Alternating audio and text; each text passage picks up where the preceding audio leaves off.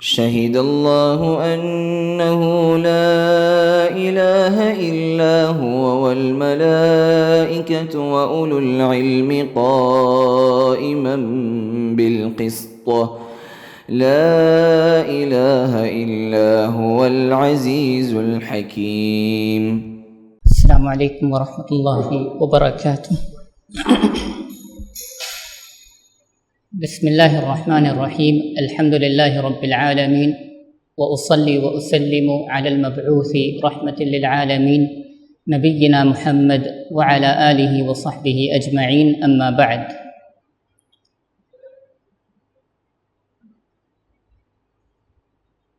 آج ہم لوگ ایک عظیم ہستی کی زندگی پر کچھ روشنی ڈالیں گے. روئے زمین پر اللہ تعالیٰ کا نظام رہا ہے کہ اللہ تعالیٰ نے کافی لوگوں کو پیدا کیا اور ان کو الگ الگ خصوصیات سے نوازا، اور کچھ کو تاریخ یاد رکھی اور کچھ تاریخ سے اوجھل ہو گئے، تاریخ ان کو بھول چکی ہے. لیکن آج جس ہستی کی ہم بات کرنے والے ہیں تو یہ ایک ایسی عظیم شخصیت ہے جس کو ان سے اعلیٰ اور عظیم ہستی اور شخصیت نے تربیت دی. میں بات کر رہا ہوں امین هذه الامہ، اس امت کے امانت دار کی، جن کا نام ہے ابو عبیدہ ابن الجراح رضی اللہ عنہ. ابو عبیدہ ابن الجراح رضی اللہ عنہ کو رسول اللہ صلی اللہ علیہ وسلم نے ایک لقب دیا، ٹائٹل دیا. کہا حدیث میں رسول اللہ صلی اللہ علیہ وسلم نے لکل امت امین، کہ ہر امت میں، ہر جنریشن، ہر نیشن میں، ہر قوم میں ایک امانت دار ہوتا ہے، اور اس امت کا جو امین ہے، جو امانت دار ہے، وہ ابو عبیدہ ابن الجراح رضی اللہ عنہ ہے. مسئلہ یہ نہیں ہے کہ ابو عبیدہ ابن الجراح اگر امانت دار ہے تو دوسرے صحابہ بھی تھے، تو وہ لوگ امانت دار تھے یا نہیں تھے، وہ بھی ایک سوال اٹھتا ہے. تو اس سے میں اپنی بات کو شروع کرتا ہوں. رسول اللہ صلی اللہ علیہ وسلم نے ایک حدیث بیان کی جس میں الگ الگ صحابہ کو الگ الگ القاب سے نوازا، الگ الگ ٹائٹل دیا. تو شروع کیا ابو بکر رضی اللہ عنہ سے. رسول اللہ صلی اللہ علیہ وسلم نے کہا ارحم امتی ابو بکر، سب سے زیادہ رحم دل اس امت کے لیے ابو بکر رضی اللہ عنہ ہے. پھر اس کے بعد کہا واشدہم فی دین اللہ عمر بن الخطاب رضی اللہ عنہ، اور کہا کہ سب سے زیادہ سخت دین کے معاملات میں عمر بن الخطاب رضی اللہ عنہ. اسی طریقے سے کافی دوسرے صحابہ کا ذکر کیا. پھر کہا لکل امت امین وامین هذه الامة ابو عبیدہ بن الجراح. پھر کہا حدیث کے آخر میں کہ ہر امت میں ایک امین آیا ہے، ہر قوم میں ایک امین گزرا ہے، اور اس امت کے امین ابو عبیدہ ابن الجراح رضی اللہ عنہ ہے. اب امین ایک عربی لفظ ہے جس کو ہم اردو میں اگر کہیں تو کوئی جو امانت دار ہوتا ہے، جو بہت زیادہ، حد سے زیادہ امانت دار ہوتا ہے، اس کو امین کہتے ہیں. تو پہلے امانت کو سمجھیں، اس کے بعد ہم چلتے ہیں ابو عبیدہ ابن الجراح کو جاننے کے لیے کہ انہوں نے ایسی کیا چیزیں کی اپنی زندگی میں، اللہ کے رسول کی زندگی کے اندر ہی، کہ اللہ کے رسول نے اپنی زندگی میں ہی ان کو قرار دے دیا کہ وہ یہ امت کے امین ہیں. اگر امانت کی ہم بات کریں تو میں اگر آپ سے پوچھوں امانت کیا ہے تو آپ اس کا ٹرانسلیشن کر دیں گے کہ ٹرسٹ ہے، بھروسہ ہے اردو میں. لیکن ایک ہوتا ہے بھروسے کا عمل کر دینا، اور ایک ہوتا ہے اپنی شخصیت میں، اپنے خون کے اندر بھروسہ لا لینا، کہ اگر لوگ دیکھیں تو بولے کہ یہ آدمی، یہ جو چلن ہے یہ امانت دار کی چلن ہے، یہ جو بیٹھا ہوا ہے میرے سامنے یہ امانت دار ہے. مطلب اس کے کردار سے زیادہ اس کی شخصیت کو ہی لوگ امانت دار شخصیت بتا دیں. عمل تو کوئی بھی کر لیتا ہے کہ مثال کے طور پر میں 1000 روپے کسی کے حوالے کروں، بولوں کہ 10 دن کے بعد مجھے دینا، تو دے دے گا، تو ہم بولیں گے کہ بڑا بھروسے دار آدمی ہے، کیونکہ 1000 روپے دیا تھا، 10 دن بعد ویسے ہی واپس کیا۔ اس سے ہم حکم نہیں لگا سکتے کہ یہ امانت دار ہو گیا۔ چلے 1000 روپے کی جگہ میں بات کروں 10 لاکھ کی، اب میں اس کے حوالے 10 لاکھ کر دوں، تو کیا آپ یہ ضمانت دے سکتے ہیں، یہ شیورٹی دے سکتے ہیں کہ وہ ویسے ہی لوٹائے گا پیسوں کو؟ تو اب جب یہ سوال پیدا ہو جاتا ہے تو آگے چلتے ہیں، دیکھتے ہیں کہ اللہ تعالیٰ نے ہم کو 2 طریقے کی زندگیاں نوازی ہے۔ میری اپنی زندگی، آپ کی اپنی زندگی میں 2 پہلو ہوتے ہیں۔ ایک ہوتی ہے جو لوگوں کے سامنے نمایاں ہوتی ہے، جس کو ہم پبلک پرسنالٹی یا پبلک اوپینین بھی کہتے ہیں، کہ لوگوں کے سامنے ہم کیسے پیش آتے ہیں۔ اور دوسرا وہ پہلو ہوتا ہے جو خلوت میں ظاہر ہوتا ہے، جب کوئی نہیں دیکھ رہا ہے، بند دروازے کے اندر، 4 دیواری کے اندر ایک آدمی بیٹھا ہے، ایک عورت بیٹھی ہے، کوئی دیکھنے والا نہیں ہے، تو اس کا کردار کیسا ہوتا ہے؟ تو ہم بات کرتے ہیں رسول اللہ صلی اللہ علیہ وسلم کی، تو وہ واحد شخصیت ہے اللہ تعالیٰ کی کائنات میں، اللہ تعالیٰ کی مخلوق میں، جن کی اندرونی زندگی کے بارے میں ہم کو اتنا معلوم ہے کہ میں نہیں سمجھتا ہوں کہ رسول اللہ کے علاوہ کوئی دوسرا ایسا ہو سکتا ہے اللہ کی مخلوق میں جو اس بات کو گوارا کرے کہ اپنی اندرونی زندگی، اپنی پرسنل لائف کے بارے میں لوگوں کو پتہ چلے۔ تو وہ رسول اللہ صلی اللہ علیہ وسلم تھے جنہوں نے ابو عبیدہ بن جراح کو تیار کیا۔ تو جیسے استاد تھے تو ویسے ہی شاگرد بھی نکل آئے۔ اچھا چلیں، اس کی خلوات میں بھی ہم اس کو دیکھ لیں۔ خلوات میں بھی آج کل تو ہمارے پاس کافی طریقے معلوم کرنے کے کہ یہ فلاں آدمی خلوت میں کیا کر رہا ہے۔ مثال کے طور پہ ہم لگا دیں CCTV کیمرہ لگا دیں، اس کو پتہ نہیں چلے سیکرٹ کیمرہ ہے، چلو معلوم ہو گیا کہ یہ آدمی خلوت میں بھی ویسے ہی ہے جیسے وہ جلوت میں ہوتا ہے، جیسے وہ ظاہری زندگی میں نظر آتا ہے۔ چلیں اس سے معاملہ کر دیکھیں تو کیا اس کا کردار ویسے ہی ہے؟ جب معاملے میں کچھ پیش و رفت ہو جائے، کچھ ناپسندیدگی کی چیزیں ہو جائیں، تو کیا وہ اپنی شخصیت کو ویسے ہی برقرار رکھے گا؟ جب کوئی ناپسندیدہ چیز اس کے ساتھ پیش آئے، معاملات میں غصہ آ جاتا ہے، جھگڑا ہو جاتا ہے، تو کیا اس کی شخصیت بدل جاتی ہے یا ویسے ہی رہتی ہے؟ اگر بدل جائے تو پھر وہ آدمی کی شخصیت برقرار نہیں ہے، سٹیبل نہیں ہے، وہ بدلتی رہتی ہے شخصیت، تو ہم کیسے اس کے بارے میں کہیں کہ یہ امانت دار آدمی ہے، یہ امانت دار عورت ہے؟ جب معاملے میں ذرا سی اونچ نیچ ہو جاتی ہے تو پھر اس کی شخصیت ہی بدل جاتی ہے۔ چلیں، غصے کا بھی امتحان لے لیا ہم نے، دیکھا کہ غصے میں بڑا صبر والا ہے، اس کو کچھ ہو ہی نہیں رہا ہے، بڑا مسکراہٹ اور اچھے اخلاق سے پیش آ رہا ہے۔ تو چلیں اس کا امتحان ہم لیتے ہیں جب اس کو کوئی ذمہ داری سونپ دیتے ہیں۔ مثال کے طور پہ اب یہ سینٹر ہے، ہم کسی کے حوالے کر دیے کہ ہم 10 دن کے لیے جا رہے ہیں، اس کا خیال رکھنا، اس میں جو بھی اخراجات آئیں گے اس کو باریکی سے لکھ کر رکھنا، لوگوں سے جب معاملہ کرو تو سینٹر کا نام ہے نا اچھے سے آنا چاہیے، برا نہیں ہونا چاہیے، یہ امانت ہو گئی ہے میرے کندھوں پر کہ مجھے یہ سونپ دیا گیا۔ چلیں اب صدر نہیں ہے، نائب صدر نہیں ہے، تو جس کو ذمہ داری دی گئی ہے کیا وہ اسی طریقے سے نبھا رہا ہے جس طریقے سے اس سے توقع کی گئی ہے؟ نہیں کی گئی ہے تو پھر اس کی امانت کہاں گئی؟ چلیں یہ امتحان میں بھی وہ پاس ہو گیا، اس کے ساتھ سفر کر دیکھیں۔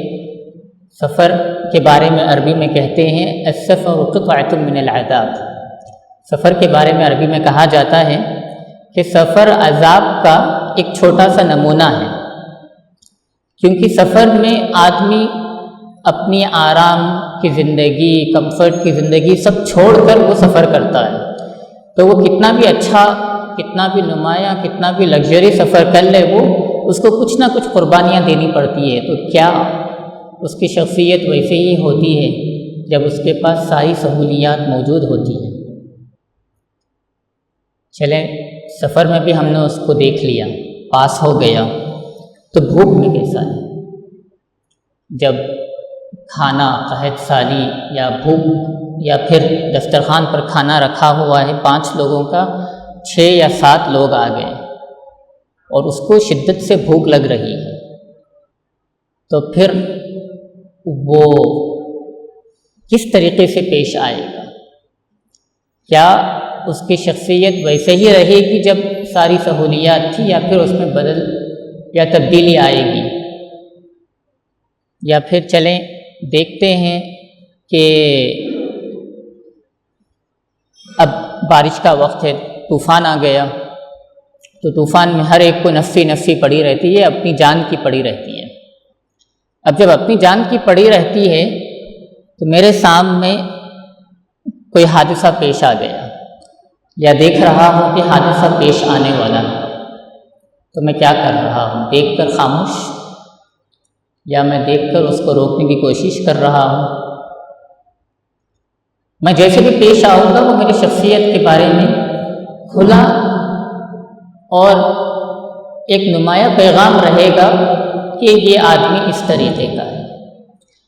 آپ جانے نہ جانے، لیکن آپ کی شخصیت آپ کے بارے میں بول دے گی کہ یہ آدمی کس طریقے سے رہتا ہے، یہ آدمی کس طریقے سے پیش آتا ہے۔ اس لیے صحابہ کے پاس اگر آپ دیکھتے ہیں تو صحابہ رضوان اللہ علیہم اجمعین، ان کے بارے میں کہا جاتا ہے کہ وہ جب سلام کرتے کسی کو، ان کے سامنے ایک دیوار آ جاتی، ایک درخت آ جاتا، پھر وہ دوبارے سے ملتے تو پھر سلام کر دیتے۔ ایسے نہیں کہ ایک مرتبہ سلام کیا تو پھر زندگی بھر کے لیے ہم نہیں پہچانتے ان کو، یا پھر ہم ایک مرتبہ سلام کر دیے تو دوسری مرتبہ کیوں کریں، دیکھ لیے بس۔ لیکن صحابہ تو ویسے نہیں تھے نا، صحابہ اللہ تعالیٰ کے رسول صلی اللہ علیہ وسلم نے ان کی تربیت ایسے کی تھی کہ جس وقت بھی آپ ان کو ان کی زندگی میں دیکھ لیں، ان کا امتحان لے لیں، تو وہ فیل ہونے والے نہیں تھے، جس کی وجہ سے سلف نے ایک جملہ کہا ہے، سلف نے صحابہ کے بارے میں، اور حدیث بھی آتی ہے، الصحابۃ کلھم عدول، صحابہ سارے کے سارے انصاف پسند ہیں، کہ کسی اور کے بارے میں یہ گواہی نہیں دی جا سکتی۔ کوئی ایسی قوم نہیں گزری ہے صحابہ کے بعد یا ان سے پہلے جس کے بارے میں پوری قوم کے بارے میں کہہ دیا جائے کہ یہ انصاف پسند قوم ہے۔ لیکن صحابہ کے بارے میں اگر دیکھیں آپ تو الصحابۃ کلھم عدول، صحابہ سارے کے سارے انصاف پسند ہیں۔ مطلب یہ کہ اگر آپ کو معلوم ہو جائے کہ فلاں صحابی نے یہ عمل کیا تو میں بے جھجک وہ عمل کو لے لوں گا کہ یہ اللہ کے رسول سے ثابت ہے۔ اگر میں دیکھ لوں کہ کوئی صحابی کوئی عمل کر رہے ہیں تو مجھے اس بات میں کوئی شبہ نہیں رہے گا، کوئی کنفیوژن نہیں رہے گا کہ یہ اللہ کے رسول سے ثابت ہے۔ کیوں؟ کیونکہ صحابہ سارے کے سارے انصاف پسند تھے۔ مطلب یہ کہ وہ لوگ جو بھی کریں گے دین میں تو وہ لوگ اتنا سوچ سمجھ کر کریں گے کہ وہ دین کے علم بردار ہیں اور دین کو وہ ریپرزینٹ کر رہے ہیں، وہ ایمبیسڈر ہو گئے ہیں دین کے۔ تو امانت اس طریقے سے ہم کو نظر آتی ہے، امانت گفتگو میں بھی نظر آتی ہے۔ میں ابھی آپ کے سامنے بیٹھا ہوں تو مسکراہٹ ہے، اچھے سے بات کر رہا ہوں، چلیں کنارے میں آتے ہیں، بات کرتے ہیں، کوئی ایسی ٹاپک لے لیتے ہیں جس میں میری ایک مختلف رائے ہے، آپ کی ایک مختلف رائے ہے، ہم ایک دوسرے سے کیسے پیش آتے ہیں۔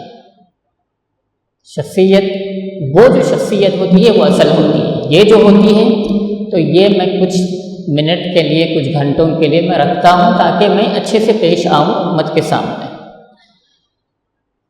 لیکن آپ صحابہ کو دیکھیے، اللہ کے رسول صلی اللہ علیہ وسلم کو دیکھیے، بلکہ صحابہ کو چھوڑیں، صحابہ کے بعد کی جو نسلیں آئی جن کو صحابہ نے تیار کیا تھا، تابعین کو دیکھیں، اتباع تابعین کو دیکھیں، تابعین کے بعد والی بھی جو امت آئی ہے، جو قوم آئی ہے، امام شافعی رحمہ اللہ تعالی، شافعی مسلک کے امام، تو امام شافعی رحمہ اللہ تعالی انہوں نے کسی سے ایک رائے پر اختلاف کر لیا.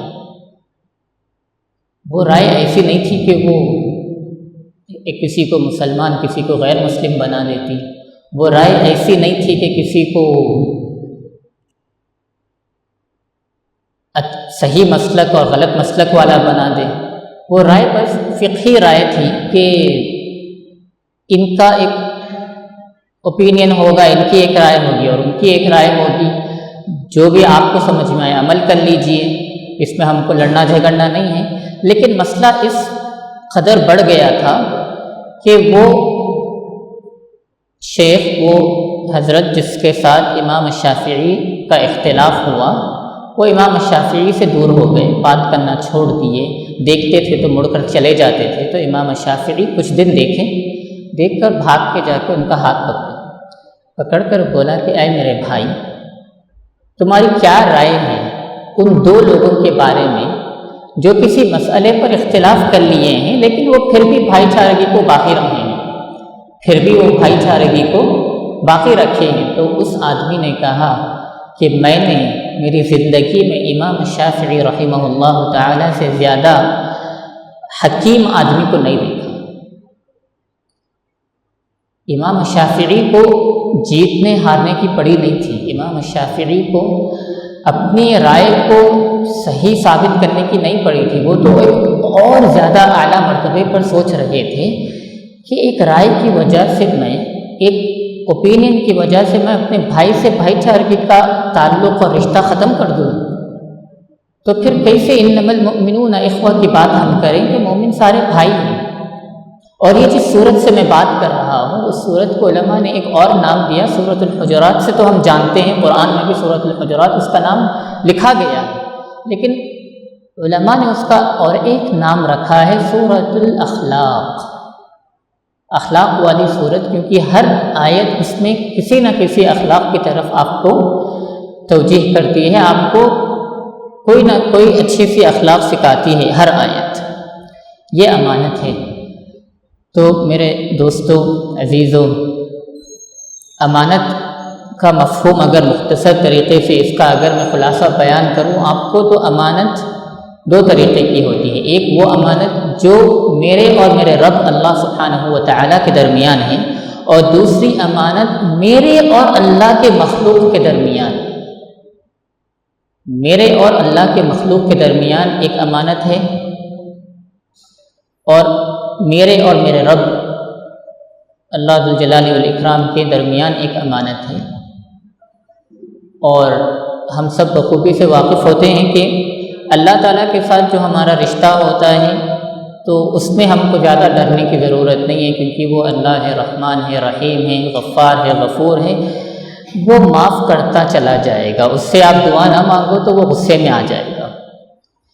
لیکن بندوں کے درمیان جو امانت ہے تو اللہ تعالیٰ اس وقت تک معاف کرنے والا نہیں ہے جب تک کہ وہ بندہ آپ سے راضی ہو جائے کہ میں نے غلطی کی تھی اور میں معافی مانگ رہا ہوں اور وہ فلاں آدمی مجھے معاف کر دے. تو سب سے پہلے ابو عبیدہ ابن جراح کی جب ہم بات کریں تو اس سے پہلے ان کے استاد کی بات کریں، ہمارے اور آپ کے نبی اللہ کے رسول صلی اللہ علیہ وسلم کی بات کرتے ہیں، تو اللہ کے رسول صلی اللہ علیہ وسلم کی زندگی سے ایک موقف بیان کرتا ہوں. جب وہ صفا پر چڑھے اور ایک پکار لگائی تو سارے اکٹھے ہو گئے.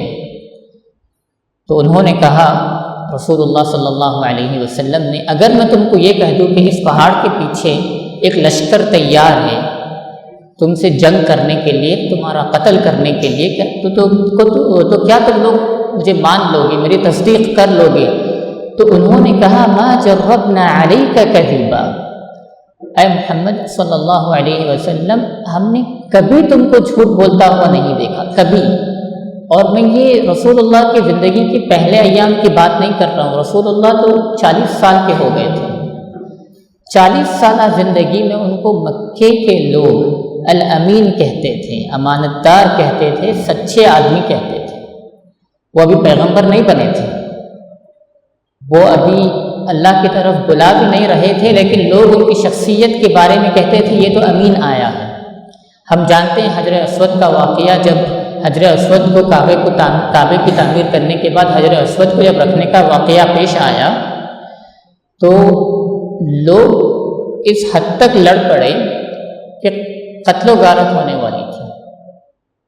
تو اس میں ایک دانشور آدمی نے کہا کہ انتظار کر لیتے ہیں کل کی صبح کا، جو آدمی حرم میں پہلے داخل ہوگا ہم اس کو یہ ذمہ دیں گے کہ وہ فیصلہ کرے، اور وہ جو بھی فیصلہ کرے گا ہم راضی ہو جائیں گے۔ اللہ کا کرنا تھا کہ رسول اللہ صلی اللہ علیہ وسلم کو داخل کروا دیا۔ تو لوگوں نے سب سے پہلے کیا کہا، تاریخ نے اس کو محفوظ کر لیا، امین آیا ہے، ایک امانت دار آدمی آیا ہے۔ ان کی شخصیت رسول اللہ صلی اللہ علیہ وسلم کی اس طریقے سے لوگ جانتے تھے کہ یہ کسی اور کی طرف بلا رہا۔ لوگ جانتے تھے کہ محمد صلی اللہ علیہ وسلم ایک نیا دین لے کر آئے ہیں۔ لوگ جانتے تھے کہ یہ بت پرستی سے روک رہے ہیں۔ یہ سب جاننے کے باوجود بھی جب وہ صفا کی چوٹی سے، صفا کے پہاڑ سے جب انہوں نے ایک پکار لگا کر بولی کہ تم لوگ کا کیا گمان ہے، اگر میں کہوں کہ لشکر ہے، تو انہوں نے کہا ما جربنا علیک کذبا، ہم نے تم سے کبھی جھوٹ بولتا ہوا نہیں دیکھا، کبھی جھوٹ نہیں سنا۔ ابھی وہ پیغمبر بن چکے تھے، وہ جانتے تھے کہ یہ جو بات کہتے ہیں ہم اس سے اتفاق نہیں رکھتے ہیں، نا اتفاقی ہے ہماری، لیکن انہوں نے پھر بھی گواہی دی۔ اسی لیے عربی کا ایک بڑا مشہور مقولہ ہے الحق ما شہد بہ الاعداء، حق اور سچائی وہ ہے جس کا دشمن بھی اعتراف کر لے۔ آج کی صورتحال میں امت مسلمہ کی میں بات کروں تو میں سوال غیر قوم سے پہلے میں آپ کو یہ سوال کرتا ہوں کہ غیر قوم تو چھوڑو، آپ کے گھر والے، آپ کے اہل و عیال، آپ کے دوست جن کے ساتھ آپ اپنی صبح اور شام کرتے ہیں، آپ کے ساتھی جن کے ساتھ آپ اٹھنا بیٹھنا لگا رہتا ہے آپ جن کے ساتھ کام کرتے ہیں، وہ لوگ آپ کی کیا گواہی دیں گے؟ وہ لوگ تو وہی رب کو مانتے ہیں جس رب کو آپ مانتے ہیں، وہ لوگ وہی پیغمبر کو مانتے ہیں جس پیغمبر کو آپ مانتے ہیں، اسی رب کے سامنے وہ جھکتے ہیں جس رب کے سامنے آپ بھی جھکتے ہیں۔ تو آپ میں سے کتنے لوگ ہاتھ اٹھا کر کہیں گے کہ میرے ساتھی، میرے گھر والے، میرے لوگ، میرے پڑوس، میرے رشتہ دار میری گواہی دے دیں گے میری شخصیت کے بارے میں؟ غیر قوم تو دور کی بات ہے۔ الحق ما شہد بہ الاعداء، حق تو وہ ہے جس کی گواہی دشمن بھی دے دیں۔ اس سے پہلے اگر ہم کو دعوتی کام میں، جس کا مقصد کافی زمانے دراز سے یہ مرکز، یہ ادارہ لے کر چل رہا ہے، اللہ تعالیٰ اس کو قبول کرے، اس میں برکت عطا فرمائے، جب سے میں جانتا ہوں تب سے فائدہ ہو رہا ہے۔ تو دعوتی پہلو کی ہم بات کریں تو جو تجدید آنی چاہیے، جو ریفارمیشن آنی چاہیے، جو اصلاح آنی چاہیے، ہم غیروں سے پہلے اپنی کرنا چاہیے۔ غیروں سے پہلے اپنی اصلاح کی طرف ہم کو توجہ دینا چاہیے، کیونکہ اگر آپ دیکھیں اسلام ہندوستان میں کیسے آیا تو آپ دیکھیں گے کہ وہ کردار سے آیا تھا۔ لوگوں نے زبانی دعوت نہیں دی تھی، اپنے کردار سے دعوت دی تھی۔ لوگوں نے کہا کہ یہ تاجر جو تجارت کر رہا ہے اس کی تجارت میں دھوکہ نہیں ہے۔ لوگوں نے کہا کہ یہ مسلمان ہے، اس کے اخلاق کہتے ہیں کہ یہ مسلمان ہے۔ ڈریس سے نہیں تھا وہ، اس کے حلیے سے نہیں بولتے تھے کہ یہ مسلمان ہے، لیکن آج حلیے سے بتایا جاتا ہے کہ ایسے آدمی سے دور رہیں آپ، یہ فلاں نام والے سے آپ دور رہیں۔ کیوں؟ کیونکہ اب ہم تو یہ نہیں کہہ سکتے کہ ہم ان سے بری ہو گئے ہیں، وہ بھی تو ہماری امت کا حصہ ہے، وہ بھی تو اپنے آپ کو کہتا ہے کہ میں محمدی ہوں، میں محمد صلی اللہ علیہ وسلم کی امت کی پیروی کرتا ہوں۔ تو مشن بڑا عظیم ہے۔ اگر دعوت کی بات کریں، اصلاح کی بات کریں، کوئی بھی مصیبت آپ دیکھ لیں، کوئی بھی چیلنج آپ دیکھ لیں ہماری زندگی میں پیش آئے گا تو رسول اللہ کی زندگی آپ اٹھا کر دیکھیں تو وہ چیلنج موجود رہے گا، بلکہ بڑھ کے موجود رہے گا۔ کسی کے پاس اولاد میں اگر مصیبتیں آ گئی ہیں تو رسول اللہ تو اپنے زندگی ہی میں 6 اولاد کو کھو دیا تھا۔ فاطمہ رضی اللہ عنہا رسول اللہ کے انتقال کے 6 ماہ بعد وہ بھی گزر چکی، 7 میں سے 6 تو رسول اللہ کی زندگی میں گزر گئے۔ اگر اولاد کی اولاد یعنی پوتے یا پر پوتے یا جو بھی آپ دیکھ لیں تو زینب رضی اللہ عنہا کا حمل گرا دیا گیا تھا جب وہ ہجرت کرنا چاہ رہی تھی، رسول اللہ صبر کر لیے۔ دعوت کے لیے گئے تو طائف والوں نے پتھروں سے مار کر اس طریقے سے لہو دہان کیا تھا، اس طریقے سے رسول اللہ کے جسم سے خون بہہ گیا تھا کہ جب رسول اللہ نے اپنے جوتوں کو نکالا تو تاریخ کہتی ہے کہ خون جم چکا تھا۔ اس وقت پہاڑوں کے فرشتے کو حضرت جبریل علیہ السلام لے کر آئے، کہا کہ اے رسول اللہ آپ حکم دیجئے 2 پہاڑوں کے درمیان ان کو پیس کر ختم کر دیں گے، طائف کی زمین کو پیس کر ختم کر دیں گے۔ رسول اللہ نے کہا چھوڑ دو، ان کو چھوڑ دو، بڑی امید ہے کہ ان کی پشتوں سے ان کی نسلوں سے ایسے لوگ آئیں گے جو میرے مشن کی پیروی کریں گے۔ یہ صبر نہیں کہتے ہیں، اس کو عربی میں تحمل کہتے ہیں۔ یہ صبر سے زیادہ بھی ہے۔ صبر مطلب آپ کو درد ہو جائے، آپ کو پریشانی ہو جائے تو آپ خاموش ہو جائیں، آپ رد عمل نہیں کریں گے۔ تحمل تو یہ ہے کہ آپ کو اس سے فرق بھی نہیں پڑے گا۔ تحمل تو یہ ہے کہ آپ کی شخصیت ویسے ہی رہے گی جیسے وہ تھی جب آپ کو مصیبت نہ تھی، فرق نہیں آئے گا۔ آپ مسکرانے والے آدمی مانے جاتے ہیں تو آپ کو مصیبتیں بھی آ گئی تو آپ کے چہرے پر مسکراہٹ ہی نظر آئے گی۔ آپ اگر اچھے طریقے سے معاملات کرتے ہیں، تجارت کرتے ہیں تو آپ کو کوئی بھی پریشانی کوئی بھی مصیبت آ جائے تو آپ کی شخصیت ویسے ہی رہے گی۔ لوگ تعجب کریں گے دیکھ کر کہ پھر یہ آدمی کو اتنی مصیبتیں آ رہی ہیں اور یہ مسکرا رہا ہے، یہ آدمی کو مصیبتیں آ رہی ہیں لیکن اس کے معاملات بدل نہیں رہے ہیں۔ تو میرے بھائیوں، اگر میں بات کروں امانت کی، پھر سے دوبارہ سے یاد دلاؤں کہ ہم امانت ہی کی بات کر رہے ہیں، تو امانت میں ایسے ہی امانت دل میں پیدا ہونے والی نہیں ہے، شخصیت میں پیدا ہونے والی نہیں ہے۔ شخصیت کو نکھارنا پڑتا ہے، سنوارنا پڑتا ہے، تب امانت کا یہ ذخیرہ، یہ جو ٹریجر بولتے ہیں ہم اس کو، امانت بہت قیمتی چیز ہے اس لیے ذخیرہ کہتے ہیں، وہ پیدا ہوگا۔ پھر اس کی پرورش کرتے ہیں تاکہ وہ ایک زندگی کا حصہ بن جائے۔ تو ایک بڑا مشہور مقولہ ہے کہ ایک فکر ہوتی ہے تو پھر وہ ایکشن میں تبدیل ہوتی ہے، عمل میں آتی ہے، پھر عمل سے وہ عادت بنتی ہے۔ تو امانت کی بھی اگر ہم صفت کی بات کریں، امانت کی صفت کی ہم بات کریں تو وہ ایک فکرہ ہے آج ہم لے کر بیٹھے ہیں۔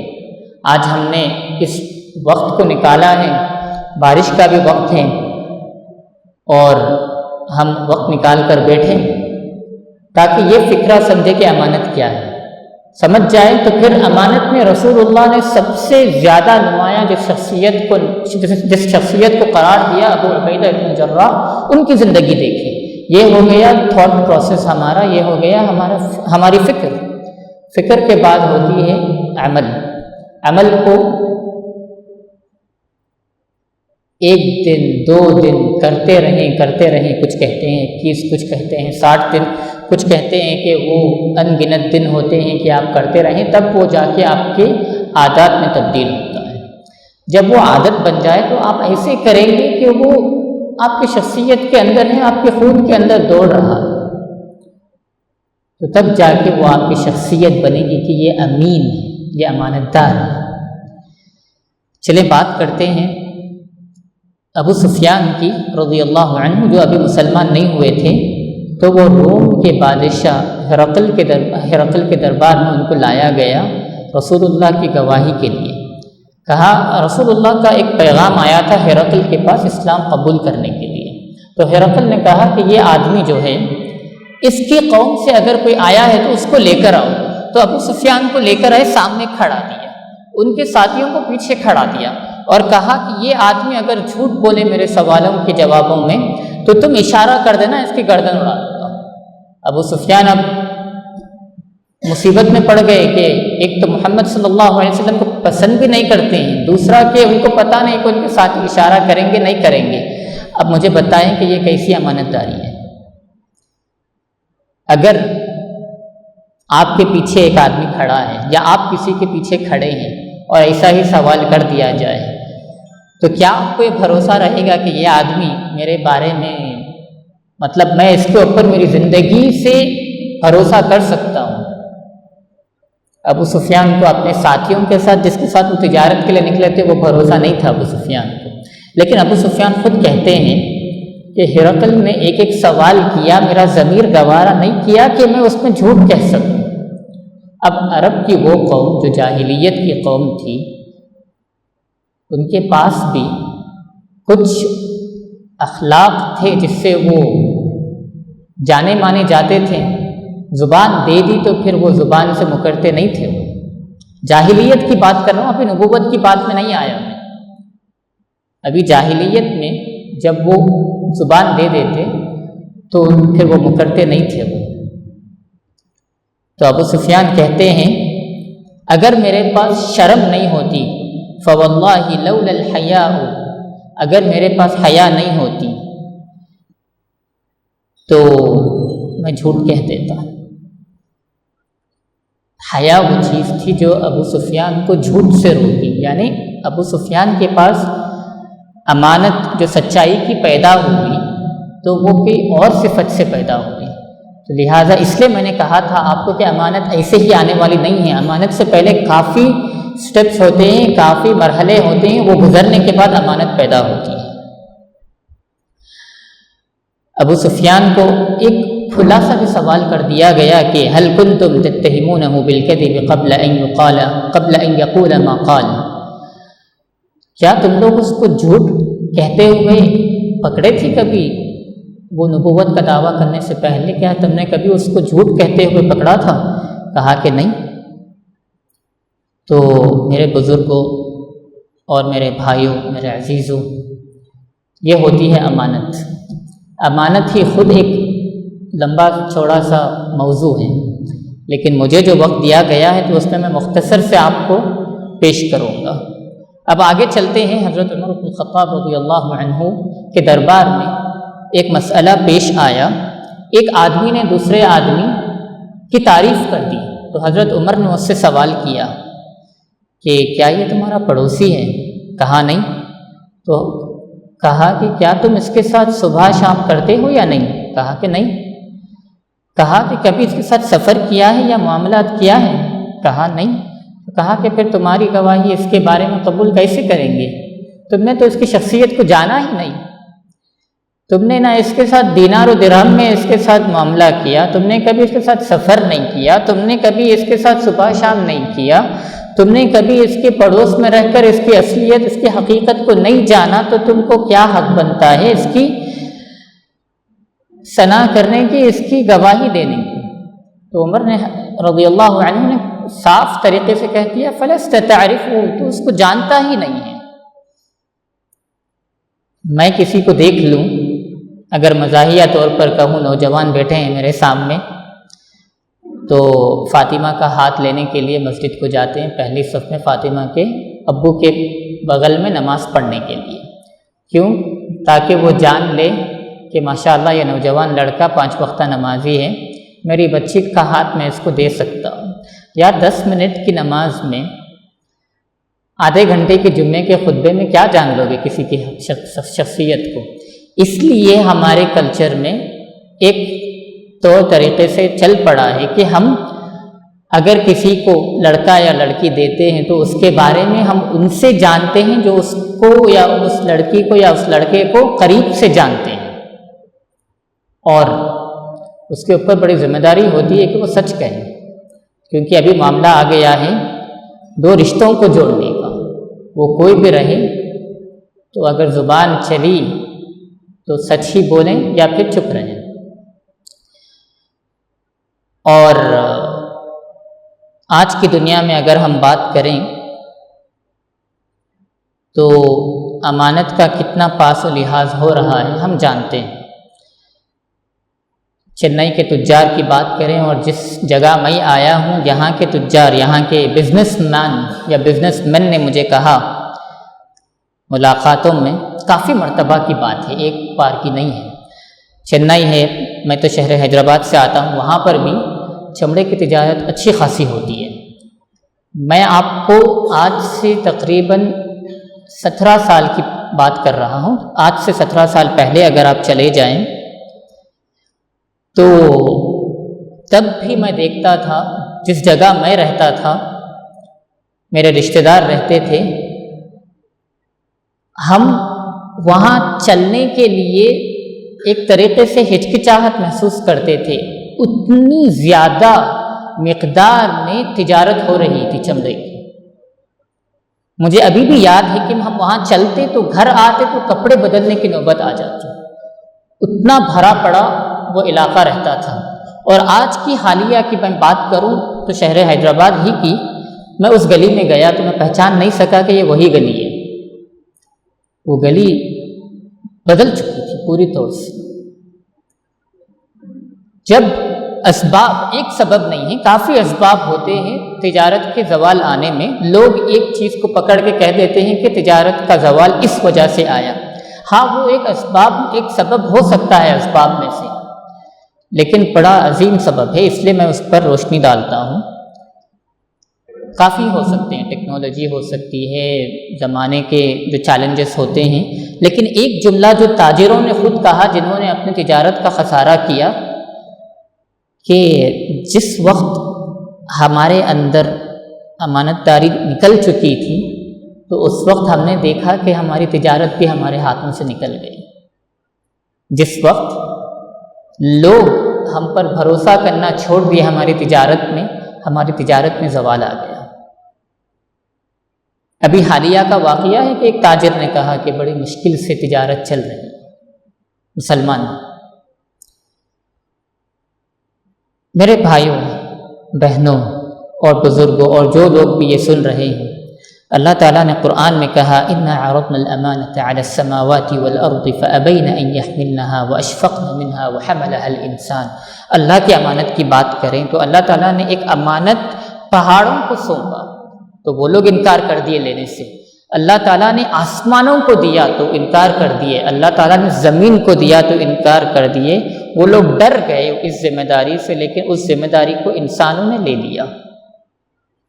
وَحَمَلَهَا الْإِنسَانُ، انسان نے اس ذمہ داری کو لے لیا۔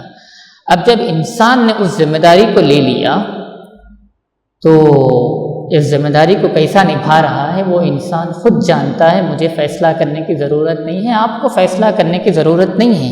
ہم جانتے ہیں تعلیمات کو کہ یہ عمل نہ کریں تو اس سے یہ ہوگا، یہ عمل کریں گے تو اس سے شرک ہوگا، یہ عمل کریں گے تو اس سے بدعہ ہوگا، لیکن اس سے ہم کو کوئی حق نہیں بنتا ہے کہ میں کسی کی طرف اشارہ کروں اور بولوں کہ فلاں ایسا آدمی ہے، کیونکہ بات جان لیجئے کہ میں اس کی طرف اشارہ کروں تو 3 انگلیاں تو میری طرف اشارہ کر رہی ہیں، اب میں اس کی ایک بھید کی طرف میں اشارہ کروں تو پتہ نہیں وہ میرے بارے میں کتنے راز جانتا ہے، میری شخصیت کے کتنے وہ ایسے پہلو جانتا ہے جس سے میری شخصیت پر کیچڑ اچھل جائے۔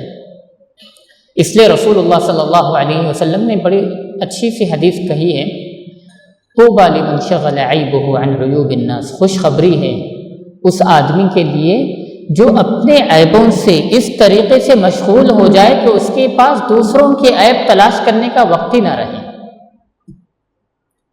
تو ہم جو پرنسپل سیکھتے ہیں، جو ہم قواعد، جو اصول سیکھتے ہیں، ہم لوگوں پہ حکم لگانے کے لیے نہیں سیکھتے ہیں، وہ تو اللہ تعالیٰ کا کام ہے۔ وہ مالک یوم الدین، وہ تو فیصلہ کرے گا، اللہ تعالیٰ کرے گا۔ وہ قیامت کے دن میں 17 بار تو کم از کم ہم نماز میں پڑھتے ہیں مالک یوم الدین، فیصلہ اللہ کرے گا، ہم فیصلہ نہیں کریں گے، فیصلہ ہمارے ہاتھ میں نہیں ہے، ہم کو سکھایا گیا تاکہ ہم اس سے بچ کر رہیں۔ تو یہ ہو گیا اللہ تعالیٰ کے ساتھ، میں نے کہہ دیا آپ کو کہ یہ تو اس میں زیادہ ڈرنے کی بات اس لیے نہیں ہوتی ہے کیونکہ ہم اللہ تعالیٰ کو جانتے ہیں، اللہ تعالیٰ بڑا مہربان ہے، لیکن اللہ کے بندوں کی اگر ہم بات کریں تو اللہ تعالیٰ نے کھلے سے قرآن میں کہہ دیا ان اللہ یأمرکم ان تؤدوا الامانات الی اہلہا، اللہ تعالیٰ نے تم کو حکم دے دیا ہے کہ تم امانتوں کو ان کے اہل لوگوں کی طرف اور اہل لوگوں کے ہاتھ میں دے دو۔ یہ حکم ہو گیا ہے، اور حکم ہم جانتے ہیں جب اللہ تعالیٰ کا ہو تو واجب ہو جاتا ہے کہ امانت ہم اسی آدمی کے ہاتھ میں دیں جو اس کا اہل ہو، نا اہل کے ہاتھ میں ہم نہیں دے سکتے ہیں۔ اگر دے دیں گے تو پھر یہ آیت کا کھلا ہم انکار کر رہے ہیں، آیت کی کھلی نافرمانی کر رہے ہیں۔ اللہ تعالیٰ نے اور ایک دفعہ قرآن میں کہا یا ایھا الذین آمنوا لا تخونوا اللہ والرسول وتخونوا اماناتکم وانتم تعلمون، اے ایمان لانے والے تم لوگ اللہ تعالیٰ کے ساتھ امانت میں خیانت نہ کرو، اللہ کے رسول کے ساتھ امانت میں خیانت نہ کرو، اور تم لوگ اپنی آپسی امانتوں میں بھی خیانت نہ کرو۔ یہ ہو گیا امانت، اور امانت کا مفہوم جو میں آپ کے سامنے بیان کر دیا۔ احادیث اور واقعات کافی زیادہ ہے کہ اپنا جسم بھی ایک امانت ہے، اپنی زبان ایک امانت ہے، علم بھی ایک امانت ہے۔ ان الدین امانت فانظروا عمن تأخذون عنہ دینکم۔ سلف کے کافی مقولات ہیں، سلف کے کافی اقوال ہیں، اس میں سے ایک قول یہ ہے کہ دین بھی امانت ہے، تو لہٰذا تم دیکھا کرو کہ تم کس کے پاس سے اپنے دین کو لے رہے ہیں۔ ہر ایک آدمی سے دین لینا، اور ہر ایک آدمی کو یہ حق نہیں بنتا ہے کہ وہ دین سکھائے۔ اچھا چلیں، اگر آپ میرے سامنے وہ حدیث کو لائیں جس میں رسول اللہ کہیں بلغوا عنی ولو آیہ، کہ مجھ سے ایک آیت بھی سیکھو تو پہنچا دو، تو اس کا مطلب یہ نہیں ہے کہ وہ آیت میں آپ اپنی ملاوٹیں بھی جوڑ کر بتائیں لوگوں کو، جتنا سکھا اتنا ہی سکھائیے، اس سے بڑھ کر نہیں سکھانا ہے، وہی امانت ہے۔ اس سے بڑھ کر سکھانا ہے تو اللہ تعالیٰ نے ان لوگوں کو رکھا ہے، اس سے بڑھ کر سکھانا ہے تو خود جا کر پہلے سیکھنا ہے۔ تو دین بھی امانت ہو گئی، علم بھی امانت ہو گیا۔ امانت آپ دیکھتے جائیں کہ صحابہ کے پاس اتنا علم تھا، لیکن فقہاء الصحابہ کچھ گنے چنے تھے۔ فقہاء الصحابہ یعنی وہ صحابہ جو فتویٰ دینے والے تھے۔ ایسا نہیں کہ دوسرے صحابہ فتویٰ نہیں دے سکتے تھے، دے سکتے تھے، وہ بھی جانتے تھے، لیکن وہ لوگ جانتے تھے کہ ہر ایک کی ایک نمایاں خصوصیت ہوتی ہے۔ تو جیسے ابی بن کعب کی تلاوت مشہور ہے، تو ویسے زید بن ثابت کے بارے میں لوگ جانتے تھے کہ انہیریٹنس میں، وراثت میں اگر کوئی مسائل آئے تو ان کے پاس آنا چاہیے، کیونکہ رسول اللہ نے کہہ دیا تھا اعلمکم بالفرائض زید بن ثابت رضی اللہ عنہ، کہ تم میں سے سب سے زیادہ فرائض یعنی وراثت کے معاملات کو جاننے والے زید بن ثابت تھے۔ اب آپ دیکھیں ابو بکر رضی اللہ عنہ کو، عمر بن الخطاب، یہ تو انبیاء کے بعد سب سے عظیم ہستی ہے جو اس روئے زمین پر چل پڑی تھی، کہ انہوں نے بھی جب وراثت کے معاملات کی بات آئی تو زید بن ثابت کے سامنے زبان نہ کھولی، اس لیے نہیں کہ وہ لوگ جانتے تھے، اس لیے کہ وہ لوگ جانتے تھے کہ زید بن ثابت اس چیز میں ہم سے زیادہ نمایاں ہے۔ لیکن آج دیکھیں، لوگ ایک جملہ کہتے ہیں کہ ہم فتویٰ بازی نہیں کرتے ہیں، ہم فتویٰ نہیں کہتے ہیں، ہم تو بس علماء کے فتوے کو لے کے نقل کرتے ہیں۔ لیکن آپ علماء سے ہی پوچھیں کہ فتوے کو نقل کرنا، فتوے کا نقل کرنا جائز ہے کیا؟ تو وہ لوگ کہیں گے کہ فتوے کو نقل کرنا بھی فتویٰ ہے، فتوے کو نقل کرنا بھی فتویٰ ہے، کیونکہ فتوے کا مطلب ہی یہ ہے کہ ایک آدمی اس کی خاص حالت میں، اس کے خاص سوال کے لیے، اس کے خاص مسئلے کے لیے جواب دیا گیا ہے، تو آپ کیسے اس کو لے کے دوسرے پر لاگو کریں گے؟ آپ وہ تو شرعی حکم خالی اس آدمی کے لیے بنا ہے، آپ کیسے اس کو لے کر دوسرے کی طرف لگا دیں گے؟ تو اس لہٰذا فتوے کو نقل بھی کرنا وہ بھی ایک فتویٰ ہو گیا۔ اس لیے علماء کو دیکھیں، آپ صحابہ کو دیکھیں، وہ لوگ زبان نہیں کھولتے تھے، وہ بولتے تھے کہ فلاں آدمی کے پاس چلے جاؤ۔ واقعات پڑھ کر دیکھ لیں آپ۔ اب جب ہم کو یہ بات سمجھ میں آ گئی ہے تو ہم چلتے ہیں اس ہستی کی طرف جس کے بارے میں آج مجھے گفتگو کرنی ہے آپ سے، وہ ہے عامر بن عبداللہ بن الجراح۔ عامر ابن عبداللہ ابن الجراح، جو مشہور تھے ابو عبیدہ ابن الجراح کے نام سے۔ تو اس امت کے امین ابو عبیدہ کا اصل نام ہے عامر بن عبداللہ ابن الجراح، وہ بھی قریشی تھے اور وہ بھی رسول اللہ کے نسب میں ملتے تھے، تو وہ قریشی بھی تھے، وہ رسول اللہ سے ان کا نسب نامہ بھی ملتا تھا، اور وہ ان عظیم صحابہ میں سے تھے جو اولین صحابہ میں سے تھے جنہوں نے اسلام قبول کیا تھا، اور ان کا نام ان میں بھی آتا ہے جس کو رسول اللہ صلی اللہ علیہ وسلم نے ان 10 صحابہ جن کو رسول اللہ نے ایک حدیث میں بیک وقت جنت کی بشارت دی تھی، اور ان کا نام اس وقت بھی آتا ہے جب اللہ کے رسول کا انتقال ہو گیا، امت کے اوپر ایک ایسا سایہ آ گیا تھا کہ انس بن مالک کی زبانی مدینے میں ایسا سایہ آ گیا تھا کہ مدینہ کمپلیٹلی مکمل طور پر ڈارک ہو گیا تھا، مکمل طور پر روشنی ختم ہو گئی تھی مدینے میں۔ اس وقت جب امت کا قائد لیڈر رسول اللہ صلی اللہ علیہ وسلم کا انتقال ہو جاتا ہے، حضرت عمر جس کو فاروق کا لقب دیا گیا، حق و باطل کے درمیان فرق کرنے والا، وہ بھی تلوار لے کر کھڑے ہو گئے کہ جو کہا، جس نے بھی کہا کہ رسول اللہ کا انتقال ہوا تو پھر یہ تلوار اس کی گردن پہ چل جائے گی۔ ابو بکر رضی اللہ عنہ آئے، ان کو ٹھنڈا کیا، وہ بیٹھے تھے، حضرت عمر بیٹھ کر تھے، حضرت ابو عبیدہ بیٹھے تھے کہ ان کو خبر ملی کہ سارے انصار اور مہاجر ایک جگہ جمع ہو گئے ہیں ایک دوسرے قائد کو ڈھونڈنے کے لیے، ایک دوسرے قائد کو الیکٹ کرنے کے لیے، چننے کے لیے، تو تینوں وہاں پر دوڑ پڑے۔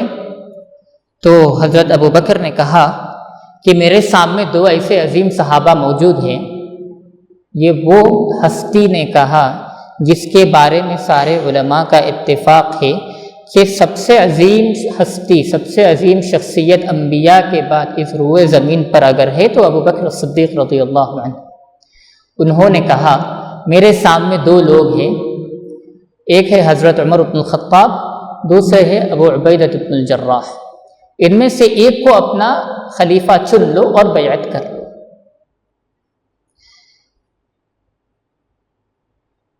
آپ دیکھیں کہ سارے صحابہ جمع ہیں، عمر بن الخطاب جمع ہیں، اور ابو بکر الصدیق، حضرت ابو بکر الصدیق جا کر ابو عبیدہ بن الجراح کا نام، عمر بن الخطاب کا نام چنا، اپنے آپ پر ان کو ترجیح دیا۔ اگر ہم کو یہ جاننا ہے کہ حضرت ابو بکر کے دل میں یہ بات کیوں آئی، تو ہم کو اس سے پہلے رسول اللہ کی زندگی میں جانا پڑے گا، جس میں دیکھنا ہے نجران کا ایک واقعہ پیش آیا۔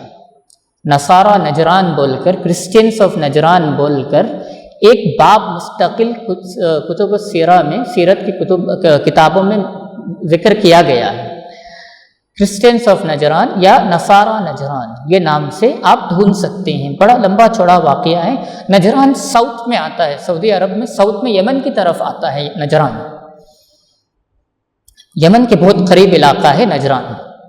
آج کے دور میں میپ میں اگر آپ دیکھیں گے تو نجران بہت قریب ہے یمن سے۔ وہ لوگ آئے، رسول اللہ سے کچھ سوال جواب کیے، اور پھر بولے کہ ہم کو دین سیکھنا ہے، ہمارے درمیان دین پھیلانا ہے نجران میں، تو ایک امانت دار آدمی کو آپ بھیجیں۔ انہوں نے نہیں کہا کہ آپ کے صحابہ میں سے کسی کو بھیج دیں، انہوں نے کہا ایک امانت دار آدمی کو بھیجیں، لفظ تھا امانت دار۔ تو رسول اللہ نے بھی جواب دیا لَأَبْعَثَنَّ إِلَيْكُمْ رَجُلًا أَمِينًا، رسول اللہ نے کہا کہ میں ایک واقعی امانت دار آدمی کو تمہاری طرف بھیجوں گا۔ صحابہ سارے طاق میں پڑ گئے کہ یہ کون سا آدمی ہو سکتا ہے کہ رسول اللہ نے بڑی تاکید کے ساتھ، شیورٹی کے ساتھ، گارنٹی کے ساتھ کہہ دیا کہ میں ایک امانت دار آدمی کو بھیجنے والا ہوں۔ تو سارے صحابہ انتظار میں تھے، تو رسول اللہ صلی اللہ علیہ وسلم نے کہا قم یا ابا عبیدہ، اے ابو عبیدہ کھڑے ہو جاؤ۔ پھر رسول اللہ نے کہا ھذا امین ھذہ الامہ، اس امت کا امانت دار یہ۔ چلو ابو عبیدہ نے ایسا کیا کیا تھا کہ نصارہ نجران کے سامنے رسول اللہ صلی اللہ علیہ وسلم اپنا امبیسڈر، اپنا ریپریزنٹیٹو، اپنا نمائندہ بنا کر نجران کی طرف بھیجا ابو عبیدہ بن الجراح کو۔ مطلب یہ نصارہ نجران کا واقعہ کافی دیر بعد پیش آیا، نبوت کی حضرت اللہ کے رسول صلی اللہ علیہ وسلم کی آخری عمر میں پیش آنے والا واقعہ ہے۔ مطلب یہ کہ حضرت ابو عبیدہ ثابت کر چکے تھے اس وقت تک کہ وہ امانت میں سب سے زیادہ نمایاں تھیں۔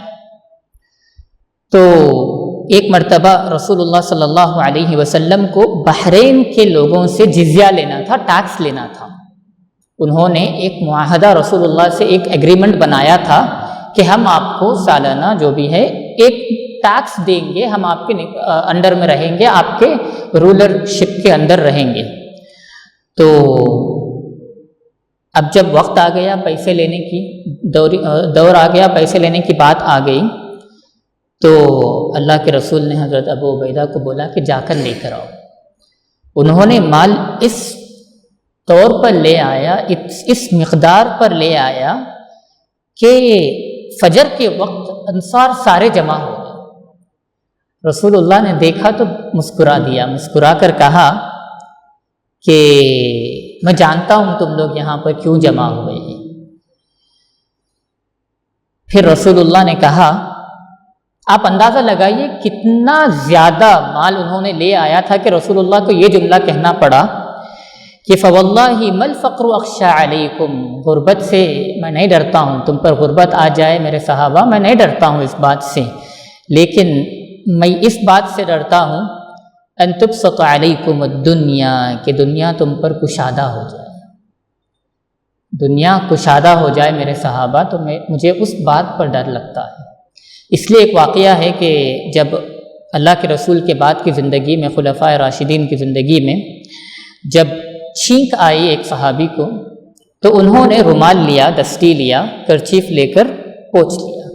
تو صحابہ آپس میں ذکر کر رہے تھے، تو یاد دلایا تم یاد کرتے ہیں کیا تم کو یاد ہے وہ وقت کو جب اللہ کے رسول کی زندگی میں ہمارے پاس اپنے بدن کو ڈھانکنے کے لیے بھی کپڑا میسر نہ تھا، تو ہم رسول اللہ سے سوال کیے تھے کہ اے رسول اللہ کے رسول صلی اللہ علیہ وسلم ہم نماز کیسے پڑھیں، کیونکہ جب ہم ڈھانکتے ہیں تو آدھا ہی جسم ڈھانک پا رہے ہیں۔ تو رسول اللہ نے کہا کہ پیچھے سے ڈھانک لو، قبلے کی طرف روح ہو جاؤ، قبلے کی طرف اپنا منہ پھیر لو اور نماز پڑھ لو۔ اور اب ہمارے پاس کشادگی اتنا آ گئی ہے کہ ہم رومال لے کر چھینک رہے ہیں، تو صحابہ زاروں پتار رونے لگ گئے ہیں۔ تو ہم نے دیکھ لیا مال میں انہوں نے کس طریقے سے امانت داری کا ثبوت پیش کیا حضرت ابو عبیدہ نے، کہ اللہ کے رسول نے صحابہ کے رد عمل کو دیکھ کر ان کو کہنا پڑا رسول اللہ کو کہ تم پر دنیا کشادہ ہو جائے، مجھے وہ ڈر ہے، کیونکہ انصار کے چہرے کھل پڑے تھے فجر کے وقت۔ اور اگر ہم پیسوں کی بات آج کریں تو ڈونیشنز کی بات کر سکتے ہیں، صدقے کی بات کر سکتے ہیں، زکوٰۃ کی بات کر سکتے ہیں، اوقاف کی بات کر سکتے ہیں، کیا کیا چیزوں کی بات کر سکتے ہیں ہم جس میں مسلمان امت مسلمہ کس طریقے سے اپنی امانت داری کا ثبوت دے رہی ہے۔ یہ ہو گیا پیسوں کا۔ اب رسول اللہ ایک لشکر کو تیار کیا 300 لوگوں کی، اس کے بعد ان کو بھیجا، ان کے قائد کو بنایا حضرت ابو عبیدہ اور ان کے ہاتھ میں زاد سفر دیا، مطلب سفر کا سامان کھانا پینا بھی دیا۔ تو حضرت ابو عبیدہ نے اس کو انصاف کے ساتھ تقسیم کیا، اپنے 300 لشکر میں تقسیم کر دیا، اور نوبت اس حد تک آ گئی کہ ذات سفر ختم ہونے لگ گیا، تو حضرت ابو عبیدہ کو ایک ایک کھجور ایک ایک آدمی کو دینا پڑا، 300 کھجور تو 300 آدمی ایک ایک لیے۔ تو سوال کیا گیا راوی حدیث سے کہ آپ لوگ کیسے کھا رہے تھے؟ تو بولے کہ بچوں کی طرح ہم کھا رہے تھے، چوس چوس کر، مزے لے لے کر، جب تک کہ وہ سوکھ کے ختم ہو جائے، اس کے بعد ہم پانی پی لیتے تھے۔ تو سوال کیا گیا کہ اگر آپ کا کھجور بھی ایک وقت کے بعد ختم ہو گیا، تو آپ نے کیا کیا؟ تو کہا کہ ہم خبط یعنی ایک پتے کا درخت لے کر ہم پانی میں ڈبا کر رکھتے تھے تاکہ وہ نرم ہو جائے، پھر کھاتے تھے۔ اگر آپ کو اس کا اندازہ لگانا ہے تو آپ پتا لیجئے، پانی میں ڈبو کر کھائیے، آپ کے منہ میں سارے چھالے پڑ جائیں گے۔ اور وہ پتا صحابہ کھا رہے تھے، مدینے سے ان کو سپلائی آ نہیں رہی تھی، رسول اللہ نے اور بھیجا نہیں تھا، تو وہ خبط کھانے لگ گئے تھے۔ وہ ایسا نوکیلا اور کانٹے دار درخت ہے، ایک نارمل درخت بھی نہیں ہے، وہ ایک عام درخت بھی نہیں ہے، وہ کانٹے دار درخت کے پتے کو لے کر پانی میں ڈبو کر اس کو کھاتے تھے۔ اس لیے اس لشکر کا نام بھی پڑ گیا جیش الخبط، جیش الخبط، خبط کا لشکر۔ اب ایک مرتبہ لوگ بھوکے تھے، اسی وقت تو قیس بن سعد رضی اللہ عنہ اونٹوں کو ذبح کرنے لگ گئے، تو 3 کو ذبح کیا، پھر 3 کو ذبح کیا، تو ابو عبیدہ بڑے ناراض ہو گئے، بولے کہ یہ کیا کر رہے ہیں تم؟ بولے کہ اے امیر، لوگ بھوکے ہیں۔ تو کہا کہ لوگ بھوکے ہیں لیکن اونٹ کی ضرورت ہے، اونٹ کی بھی ضرورت ہے، اونٹوں کو کاٹ دو گے تو سفر کیسے کریں گے؟ لشکر کو کل آگے بڑھنا ہے، اونٹوں کو کاٹ دیا تم نے تو پھر ہم آگے کیسے بڑھیں گے؟ اچھا یہ ہو گیا۔ اور ایک بڑا عظیم واقعہ ہے جس میں وہ لوگ سمندری سفر کیے، تو ایک عنبر یعنی ویل ان کو ملا، بہت مشہور واقعہ ہے، آپ وہ واقعے کو پڑھے تفصیل سے۔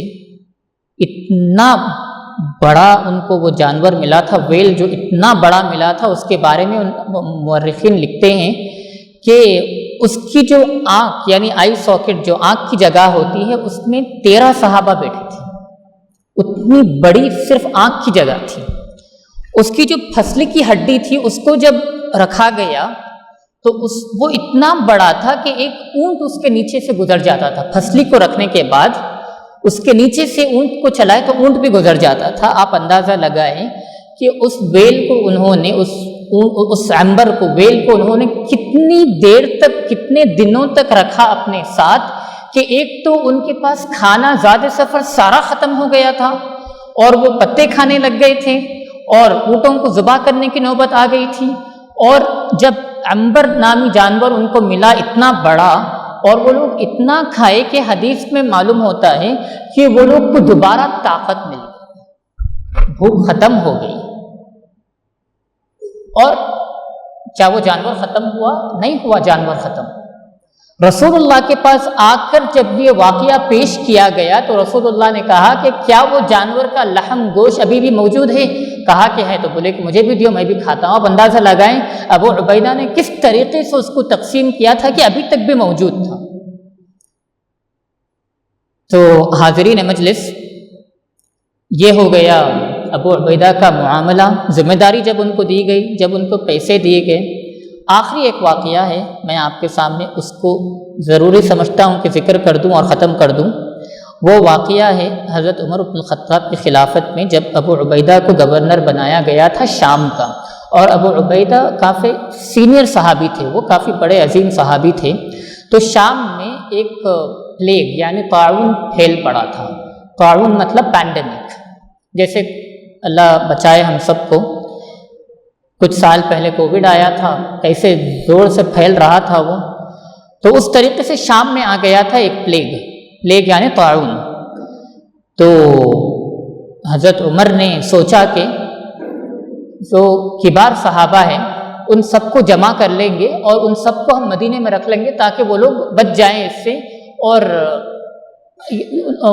تکلیف نہ ہوگی امت کو، امت ہے نا، خطرے میں نہیں پڑ جائے گی۔ تو انہوں نے ایک لیٹر لکھا حضرت ابو عبیدہ ابن الجراح کی طرف، اور کہا کہ اے حضرت ابو عبیدہ، مجھے تم سے ایک مشورہ کرنا ہے، اگر لیٹر رات میں ملے تو صبح ہونے سے پہلے نکل جاؤ، اور صبح ملے تو شام ہونے سے پہلے نکل جاؤ۔ تو حضرت ابو عبیدہ نے وہ لیٹر پڑھا، پڑھ کر حضرت عمر کو جواب دیا کہ اے امیر المؤمنین، آپ نے جو جو حکم دیا میں اس پر پیروی کیا، اس کو بجا لایا، لیکن یہ جو آپ اشارہ کر رہے ہیں اس اشارے کو میں سمجھ گیا ہوں اور میں اس پر لبیک نہیں کہہ سکتا ہوں، بلکہ انہوں نے جواب دے دیا۔ تو جب وہ لیٹر حضرت عمر کے پاس آیا تو وہ لیٹر پڑھ کر رونے لگ گئے۔ تو صحابہ نے کہا کہ حضرت ابو عبیدہ کا انتقال ہو گیا، تو کہا کہ موت قریب آ چکی ہے، اور واقعی اس میں حضرت ابو عبیدہ کا انتقال ہو گیا۔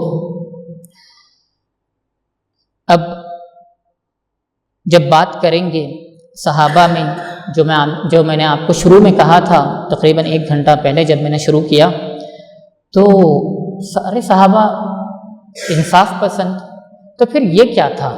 تو سلف کی زبانی آپ جان لیں، سلف کہتے ہیں کہ امانت داری تو سب میں تھی، حضرت ابو عبیدہ کے اندر اس قدر تھی کہ وہ اس میں نمایاں ہو گئے۔ یہ نہیں کہ کسی کے اندر کم تھی، لیکن وہ اس میں مثال بن گیا۔ ہر کوئی آدمی کسی نہ کسی چیز میں مثال بن جاتا ہے، کوئی اچھی چیز میں مثال بن جاتا ہے، کوئی بری چیز میں مثال بن جاتا ہے۔ تو ابو عبیدہ مثال بن گئے اس امت کے لیے امانت داری میں نے آپ کو بحرین کا واقعہ پڑھ کر دکھا دیا، میں نے آپ کو جیش الخبط کا واقعہ پڑھ کر سنا دیا، میں نے آپ کو رسول اللہ صلی اللہ علیہ وسلم کی زندگی کے واقعات پڑھ کر سنا دیے، میں نے آپ کو حضرت عمر کی زندگی کے واقعات جس میں انہوں نے حضرت ابو عبیدہ سے مشورہ کیا، حضرت ابو عبیدہ سے معاملہ کیا، وہ واقعات پڑھ کر سنا دیا آپ کو۔ اور اب بات ہے کہ جو امانت ہمارے گردنوں میں ہے، جو ہمارے کاندھوں پر ہے، ہم کیسے پیش آ رہے ہیں۔ ابھی سوال یہ ہے کہ ہم نے 1 گھنٹہ یہاں پر بتایا ہے، کچھ سنا ہے، کچھ سیکھا ہے، کچھ سکھایا ہے، آگے ہم کرنے والے کیا ہیں؟ اتنا جو وقت ہم نے لگایا ہے، اگر وہ بس ایک فکر ہو جائے تو پھر وہ عمل میں کب آئے گی؟ اور اگر وہ عمل میں آ گئی ہے الحمدللہ، تو پھر وہ عادت کب بنے گی کہ امت مسلمہ کی طرف اشارہ کر کر فردن فردن کہا جائے کہ یہ امانت دار آدمی چل رہا ہے، یہ مسلمان آدمی چل رہا ہے۔ نماز پڑھنی ہو تو ایسی پڑھنی ہے، ڈیلنگ کرنی ہے تو ایسی ڈیلنگ کرنی ہے، معاملہ کرنا ہے تو ایسا معاملہ کرنا ہے۔ اس لیے آخر میں اللہ تعالیٰ سے دعا کرتا ہوں کہ اللہ تعالیٰ ہم جو سنتے ہیں، جو سیکھتے ہیں، ہم کو اس پر عمل کرنے کی توفیق عطا فرمائیں۔